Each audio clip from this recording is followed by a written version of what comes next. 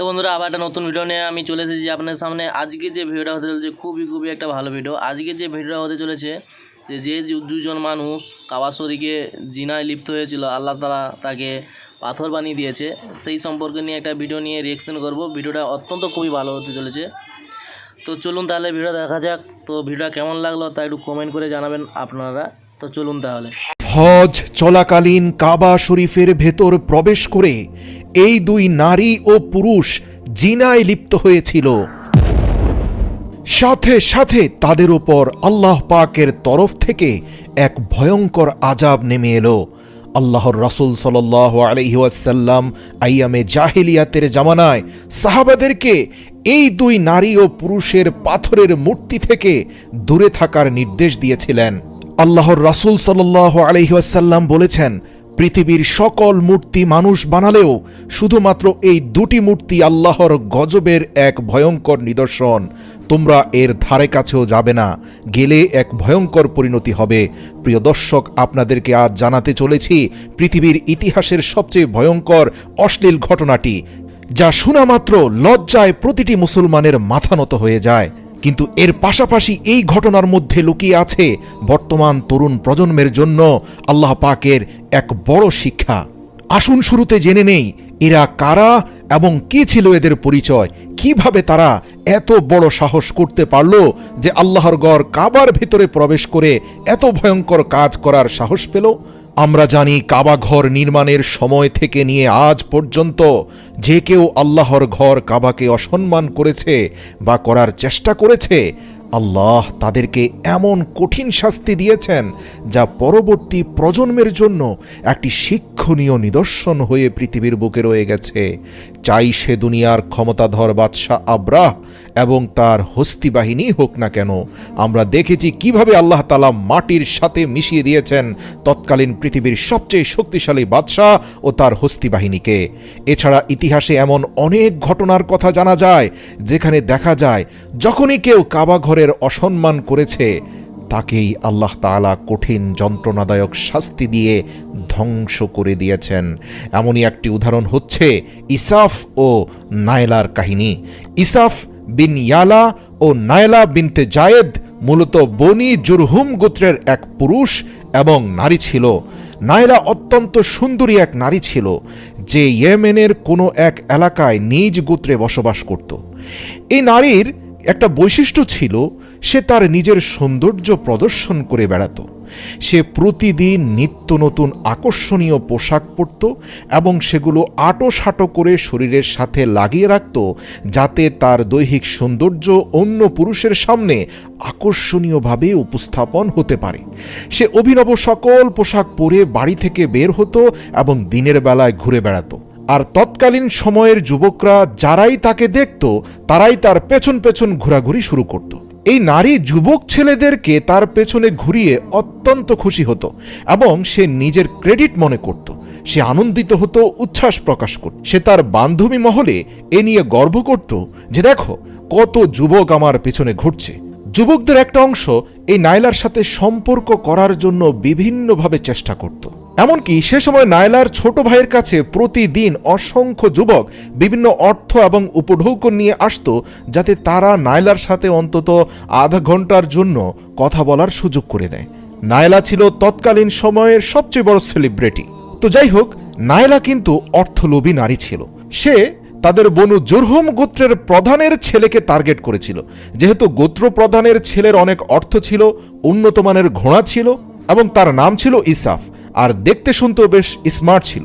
ইতিহাস থেকে জানা যায় ইসাফ এবং নায়লা তারা একে অন্যের প্রেমে পড়ে গেল এবং তাদের এই প্রেম প্রথম 2-1 বছর রোম্যান্স এবং ডেটিং এর মধ্যে সীমাবদ্ধ থাকলেও তা এক পর্যায়ে শারীরিক সম্পর্ক তথা অবৈধ শারীরিক সম্পর্কে গড়ালো। তারা নিজেদের মধ্যে হামেশাই অবৈধ শারীরিক সম্পর্ক স্থাপন করত। যখনই তারা সুযোগ পেত এভাবে ব্যভিচারে লিপ্ত হতো এবং এই প্রক্রিয়া এভাবেই চলতে থাকে। প্রিয় দর্শক, আপনাদেরকে জানিয়ে রাখি, তৎকালীন সময়ের আরবরা মূর্তি পূজা করলেও, জুলুম করলেও, জাহিলিয়াতের জামানা থাকলেও অশ্লীলতাকে তারা প্রকাশ্যে প্রমোট করত না। তথাপি বিবাহ বহির্ভূত শারীরিক সম্পর্ককে তারা অন্যায় মনে করত। তো ফলাফলস্বরূপ নায়লা এবং ইসাফের অবৈধ শারীরিক সম্পর্কের ব্যাপারটা যখন গোত্রপতি সহ গণ্যমান্য ব্যক্তিদের কাছে প্রকাশ হয়ে পড়ল, তখন তারা এর বিরোধিতা করা শুরু করল। পরিবারের লোকেরা এবং গোত্রপ্রধান ওয়ারেন্ট জারি করল, যেখানেই তাদের পাওয়া যাবে তাদেরকে গ্রেপ্তার করে দ্রুত সাজার সম্মুখীন করতে হবে। তাদের বিরুদ্ধে গ্রেপ্তারি পরোয়ানা জারি হয়েছে শুনে তারা পালানোর সুযোগ খুঁজতে থাকল। দীর্ঘদিন তারা পালিয়েছিল। অতঃপর গোত্রপ্রধান তার ছেলের জীবন রক্ষার্থে ঘোষণা জারি করল যে তোমরা দুজন যদি বিবাহ করে আমাদের কাছে আত্মসমর্পণ করো তাহলে তোমাদেরকে ছোটখাটো শাস্তি দিয়ে ছেড়ে দেব। কিন্তু তারা দুজন কোনোভাবেই বিবাহ করল না। এমনকি বিচারের মুখোমুখি হওয়ার হাত থেকে বাঁচতে তারা এক কৌশল অবলম্বন করল। আপনাদেরকে জানিয়ে রাখি, ওই সময়ে ছিল আইয়ামে জাহিলিয়াতের যুগ। তৎকালীন সময়ের মানুষরাও কিন্তু হজ করত। যদিও তখন মক্কা শরীফের ভেতর এবং বাইরে ৩৬০টি মূর্তি ছিল। এ সকল মূর্তি নিয়েই কিন্তু মানুষ হজ করত। তো বনু জুরহুম গোত্রের একটি বড় কাফেলা হজ করার জন্য মক্কার দিকে যখন রওনা হয়, তখন তারা সবাই বড় বড় পোশাক পরে রওনা হয়েছিল। এরই মধ্যে ইসাফ এবং নায়লা বড় বড় পোশাক পরে তাদের মুখটাকে ঢেকে সেই কাফেলার ভেতরে ঢুকে পড়ে এবং ফলাফলস্বরূপ সেই কাফেলার সাথে তারা মক্কায় পৌঁছে যায়। যেহেতু সেটা হজের মৌসুম ছিল, তাই সবাই কাবা তাওয়াফে ব্যস্ত ছিল। 2 দিন তারা কাবা শরীফের আশপাশে কাটালেও রাতের বেলায় ঘুমোতে তাদের সমস্যা হচ্ছিল। এরই মধ্যে ইবলিস এসে তাদেরকে প্ররোচনা দিল যে তোমরা এই কাবা ঘরের ভেতরে প্রবেশ করলেই তো হয়, দেখো না সেখানে মূর্তিরা বহাল তরিকতে আছে। শয়তানের কুমন্ত্রণায় তারা উভয়ে কাবা ঘরের ভেতর প্রবেশ করল। নির্জনে যখন রাতের বেলা কাবা ঘরের চারপাশে তাওয়াফের পরিমাণ কমে গেল, মানুষজন কমে গেল, সুযোগ বুঝে তারা কাবা ঘরের ভেতরে প্রবেশ করে। আল্লাহু আকবার! শয়তানের প্ররোচনায় অন্তর আত্মা কলুষিত এই 2 নারী ও পুরুষ কাবা ঘরের ভেতরেও জেনা ব্যভিচারে লিপ্ত হয়ে গেল। সাথে সাথেই কাবা ঘরের অসম্মান করার ফলে জমিন এবং আসমান কেঁপে উঠল। সমুদ্রের ঢেউ গর্জন করতে থাকল। আল্লাহর পক্ষ থেকে এক ভয়ঙ্কর আযাব নেমে আসলো। কি হয়েছিল তাদের সাথে জানেন? তারা যখন কাবার অভ্যন্তরে হেন অপকর্ম করতে থাকল, সেই অবস্থায় তাদের রূহ কবজ করা হয় এবং তাদের রক্ত মাংসের দেহকে পাথরে পরিণত করে দেওয়া হয়। ইতিহাস থেকে জানা যায় এই মুহূর্তটি ছিল খুবই ভয়ানক এবং অদ্ভুত। আল্লাহর আযাবে 2 জন জীবিত মানুষ সেখানে পাথরে পরিণত হয়ে গিয়েছিল। এর বেশ কয়েক সপ্তাহ পর বনু জুরহুম গোত্রের লোকেরা কাবার কাছে আসলো এবং কাবা ঘরের দরজা খুলে যখন তারা দেখতে পেল এই 2 হতভাগা পাপী উলঙ্গ অবস্থায় পাথরে পরিণত হয়ে ঠায় দাঁড়িয়ে আছে, তখন তারা বুঝতে পারল যে এই 2 খবিস আল্লাহ পাকের পবিত্র ঘরে কি জঘন্য অপরাধের চেষ্টা করেছিল। লোকেরা তাদের উভয়ের মূর্তিগুলোকে তুলে নিয়ে সেগুলোকে কাবা ঘরের বাইরে বের করে এনে মাটিতে পুঁতে দিল। সেগুলোকে দাঁড় করিয়ে এগুলোর গলায় জুতার মালা পরিয়ে পরবর্তী প্রজন্মের মানুষদের জন্য শিক্ষণীয় নিদর্শন হয়ে থাকার জন্য রেখে দিল। কিছুদিন যাওয়ার পর মক্কাবাসীরা ইসাফের মূর্তিটিকে কাবা ঘরের সামনে থেকে উঠিয়ে সাফা পর্বতের উপর স্থাপন করল এবং নায়লার মূর্তিটিকে তুলে নিয়ে মারওয়া পর্বতের উপর রেখে দিল। সাফা এবং মারওয়া 2টি পবিত্র পাহাড়, যা পবিত্র কাবা ঘরের খুব নিকটে অবস্থিত। যারাই হজ করেছেন তারা নিশ্চয়ই এ 2টি পাহাড় ভালো করে জানেন, কেননা হজ পূর্ণ করার জন্য এই 2টি পাহাড়ে আমাদেরকে দৌড়াদৌড়ি করতে হয়। এই 2 পাহাড়ের উপরে চড়ে এবং এই 2 পাহাড়ের মধ্যবর্তী স্থানে দৌড়াদৌড়ি করে মা হাজেরা আলাইহিসসালাম পানির সন্ধান করেছিলেন যখন ইব্রাহিম আলাইহিসসালামের পুত্র হজরত ইসমাইল আলাইহিসসালাম একটি ছোট দুগ্ধপোষ্য শিশু ছিলেন এবং প্রচণ্ড তৃষ্ণার্ত ছিলেন। তাই প্রাচীনকাল থেকেই এই 2টি পাহাড়কে অত্যন্ত পবিত্র বলে মনে করা হয় এবং হজ যাত্রীরা সেগুলোতে আরোহণ করে অত্যন্ত শ্রদ্ধা ও ভক্তি সহকারে সেখানে সাই করত, যেই রীতি বর্তমানেও জারি রয়েছে। তো ইসাফ এবং নায়লার মূর্তিটিকে সাফা এবং মারওয়া পর্বতের উপর রাখা হলো এবং তাদের জন্য এই শাস্ত্রে বিধান করা হয়েছিল যে কেউ সাফা ও মারওয়ায় সাই করতে যাবে তারা যেন এই 2টি মূর্তিকে একটি করে জুতো দিয়ে আঘাত করে এবং থুতু দেয়। কয়েক প্রজন্ম ধরে এই নিয়ম চলতে থাকে। যখনই কেউ সাফা পর্বতে যেত, তারা ইসাফের মূর্তিটিকে একটি করে জুতার আঘাত করত, একবার থুতু দিত। তারপর আবার যখন তারা মারোয়া পর্বতে যেত, তারা নাইলার মূর্তিটিকে জুতার আঘাত করত, থুতু দিত। তারপর পরবর্তী প্রজন্মের লোকেরা এই দুই মূর্তিকে জুতার বাড়ির পরিবর্তে তাদেরকে হাত দ্বারা চড় মারতে শুরু করলো, কেননা ওই সময় প্রচণ্ড গরমের কারণে জুতা খুলে তাদেরকে জুতার বাড়ি দেওয়ার জন্য পায়ে প্রচণ্ড গরম অনুভূত হতো।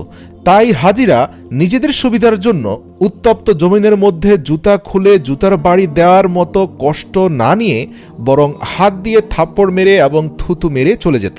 এভাবেই 200 বছর ধরে কয়েকটি প্রজন্ম তাদের প্রতি ঘৃণা প্রদর্শন করতে থাকলো।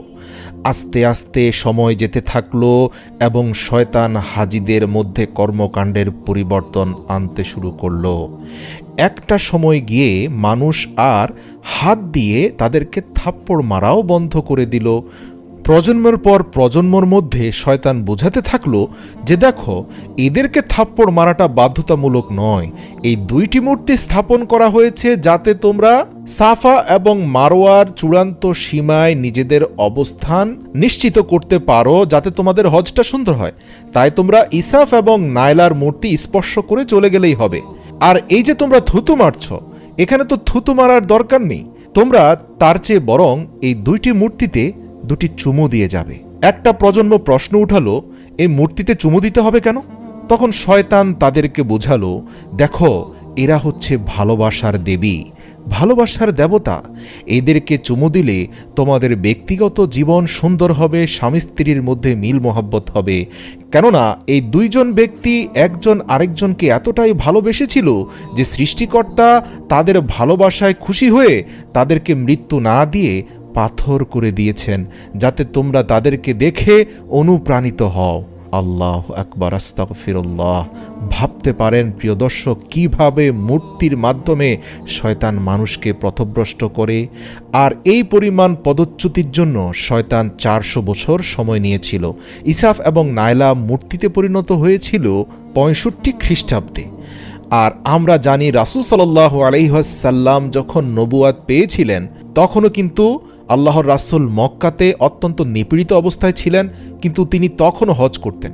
তো সে সময়েও কিন্তু ইসাফ এবং নাইলার মূর্তি ছিল। কিন্তু নাউযুবিল্লাহ, আপনারা জেনে অবাক হবেন, তখনকার সময়ের মানুষরা সাফা এবং মারওয়া পর্বতে দৌড়াদৌড়ি করার মধ্যবর্তী স্থানে ইসাফ এবং নাইলার মূর্তিতে হাত দিয়ে আলিঙ্গন করত এবং মুখ দিয়ে চুমু দিত। কিছু কিছু মানুষ আবার সাফা এবং মারোয়া পর্বতে গিয়ে অত্যন্ত ভক্তি আর শ্রদ্ধা সহকারে ইসাফ এবং নাইলার মূর্তিকে সেজদা করত, পূজা করত। আপনি জেনে অবাক হবেন, আবু জাহেল এবং আবু লাহাব এরাও ইসাফ এবং নাইলার মূর্তির প্রতি ক্ষুব্ধ ছিল একটি কারণে, কেননা তাদের লাত এবং উজ্জার থেকেও কিছু কিছু মানুষ ভালোবাসার দেবতা হিসাবে ইসাফ এবং নাইলাকে বেশি সম্মান দিত। যদিও আবু জাহেল আবু লাহাবদের কাছে লাত এবং উজ্জার সম্মান বেশি ছিল। যাই হোক, হযরত জায়েদ বিন হারেসা রাদিয়াল্লাহু তাআলা আনহু বলেন, জাহিলিয়াতের যুগে যখন মক্কার মুশরিকরা বাইতুল্লাহর তাওয়াফ করত, তখন তারা ইসাফ ও নাইলার এই মূর্তিগুলোকে পরম ভালোবাসার সাথে স্পর্শ করত। একবার আমি রাসূল সাল্লাল্লাহু আলাইহি ওয়াসাল্লামের সাথে বাইতুল্লাহ তাওয়াফ করছিলাম। তাই আমি যখন এই মূর্তিগুলোর পাশ দিয়ে যাচ্ছিলাম, তখন আমি তাদের ঘৃণার সাথেই একটু স্পর্শ করেছিলাম। তখন রাসূল সাল্লাল্লাহু আলাইহি ওয়াসাল্লাম আমাকে সেই মূর্তিগুলোকে স্পর্শ করতে নিষেধ করেছিলেন। আমি মনে মনে ভাবলাম, দেখি তো এই মূর্তিগুলোকে স্পর্শ করলে কি আর হবে। তাই আমি তাদের আবার স্পর্শ করলাম। রাসূল সাল্লাল্লাহু আলাইহি ওয়াসাল্লাম আমাকে পুনরায় মূর্তিগুলোকে স্পর্শ করতে কঠোরভাবে নিষেধ করলেন এবং বললেন, আমি কি তোমাকে নিষেধ করিনি? হে জায়েদ, তুমি কি আমার কথার অমান্যকারীদের অন্তর্ভুক্ত হতে চাও? তুমি কি শয়তানের প্ররোচনায় আক্রান্ত হতে চাও? রাসূল সাল্লাল্লাহু আলাইহি ওয়াসাল্লামের ধমকে জায়েদ বিচলিত হয়ে পড়লেন, সাথে সাথে ইস্তেগফার করলেন এবং সিজদায় লুটিয়ে পড়ে আল্লাহর ক্ষমা প্রার্থনা করলেন এবং তিনি নিজেই বললেন, আল্লাহর শপথ, এরপর থেকে আর কোনোদিন আমি ওই মূর্তিগুলোকে স্পর্শ করিনি। তিনি বলেন, আমি বিশ্বাস করি রাসূল সাল্লাল্লাহু আলাইহি ওয়াসাল্লাম এই মূর্তির ধারে কাছে যেতেও আমাদেরকে এজন্য নিষেধ করেছেন কেননা এই দুইটি মূর্তি পৃথিবীর বুকে একমাত্র মূর্তি যেগুলো আল্লাহর অভিশাপে পাথর হয়েছে এবং এগুলোকে স্থাপন করা হয়েছিল ঘৃণা ভরে। আর কয়েকটি প্রজন্ম পরে শয়তান এমনভাবে মানুষকে পথভ্রষ্ট করেছে যে ঘৃণার সাথে স্থাপন করা মূর্তি দুটি হয়ে গেল ভালোবাসার দেবতা। প্রিয় দর্শক, আপনি জেনে অবাক হবেন, লাত, উজ্জা, মানাত যেই মূর্তিগুলো কাবা শরীফে ছিল, এগুলো কিন্তু মানুষজন অত্যন্ত ভালোবাসা আর ভক্তি শ্রদ্ধা নিয়ে নির্মাণ করে স্থাপন করেছিল। এগুলো ছিল তৎকালীন সময়ের এমন এমন দেবতা যাদেরকে পূজা করার জন্যই নির্মাণ করা হয়েছিল। কিন্তু ইসাফ এবং নাইলার মূর্তি স্থাপন করা হয়েছিল ঘৃণা করার জন্য, জুতো মারার জন্য। কিন্তু শেষ পর্যন্ত এমন হয়েছে যে মক্কার অধিপতিরা দেখতে পেয়েছে তাদের লাত উজ্জা ছেড়ে ইসাফ এবং নাইলার প্রতি মানুষের ভক্তি বেড়ে গিয়েছে, কেননা এগুলো নাকি ভালোবাসার দেবতা ছিল। বিশেষ করে যুবকরা এগুলোতে এসে চুমু দিত, পূজা করত, যেন তারা তাদের প্রিয় মানুষকে পেয়ে যায়। নাউযু বিল্লাহি মিন যালিক। আল্লাহ রাসূল সাল্লাল্লাহু আলাইহি ওয়াসাল্লাম ব্যক্তিগতভাবেও এই দুইটি মূর্তির প্রতি অত্যন্ত ক্ষুব্ধ ছিলেন। তিনি সুযোগ খুঁজছিলেন কিভাবে এই দুটিকে বিনাশ করা যায়। আলহামদুলিল্লাহ, মহান আল্লাহ রব্বুল আলামিনের হুকুমে দীর্ঘ কষ্টের জীবন অতিবাহিত করার পর 10ম হিজরিতে যখন ওমর আলী আবু বক্করকে নিয়ে রাসূল সাল্লাল্লাহু আলাইহি ওয়াসাল্লাম পুরো মক্কাকে বিজয় করলেন, বিজয়ীর বেশে মক্কায় প্রবেশ করে সাথে সাথে কাবা ঘরের ভেতর প্রবেশ করলেন ওমর আলী আবু বক্কর এবং প্রিয় চাচাতো ভাই হযরত আলীকে নিয়ে কাবা ঘরের ছোট বড় সকল মূর্তিকে ভেঙে ফেললেন। শেরে খোদা আলী শুধু লাথি মেরে মেরে মূর্তি ভাঙতে থাকলেন। আল্লাহর রাসূল সাল্লাল্লাহু আলাইহি ওয়াসাল্লামও তাদের সাথে যুক্ত হলেন। সকল মূর্তি ভাঙার পর সাহাবীরা বলল, ইয়া রাসূলুল্লাহ, সকল শিরকের আখড়াকে বিনাশ করে দেওয়া হয়েছে। আল্লাহর রাসূল বললেন, না, এখনও দুটি ভয়ঙ্কর পথভ্রষ্টকারী মূর্তি রয়ে গিয়েছে। এরপর রাসূল সাল্লাল্লাহু আলাইহি সাল্লাম দৌড়ে চলে গেলেন সাফা এবং মারওয়া পর্বতে। অতঃপর নিজের হাতে থাকা লাঠি দিয়ে প্রচণ্ড জোরে আঘাত করে ইসাফ ও নাইলার মূর্তি ভাঙতে থাকলেন আর উচ্চস্বরে পবিত্র কোরআনের একটি আয়াত তেলাওয়াত করলেন, ওয়াকুল জাআল হক ওয়া জাহকাল বাতিল ইন্নাল বাতিলা কানা জাহুকা। আর ঘোষণা করে দাও, সত্য এসে গেছে, মিথ্যা বিলুপ্ত হয়ে গেছে, মিথ্যা তো বিলুপ্ত হবারই কথা। প্রিয় দর্শক, ইসাফ এবং নাইলা তৎকালীন সময়ের যুবক যুবতীদের জন্য প্রেম, ভালোবাসা, মহব্বতের দেবতা ছিল। বর্তমান সময়ে লাইলি মজনু, সিরি ফরহাদের মতো দেবতাদের অনুসরণ কিন্তু সিনেমা নাটকেও হচ্ছে। মহান আল্লাহ বলেন, প্রকাশ্য হোক আর গোপন হোক, তোমরা কোনো প্রকার অশ্লীলতার ধারে কাছেও যেও না। আসলে বিশ্বে একমাত্র অবৈধ প্রেমের কাহিনী ইসাফ এবং নাইলার।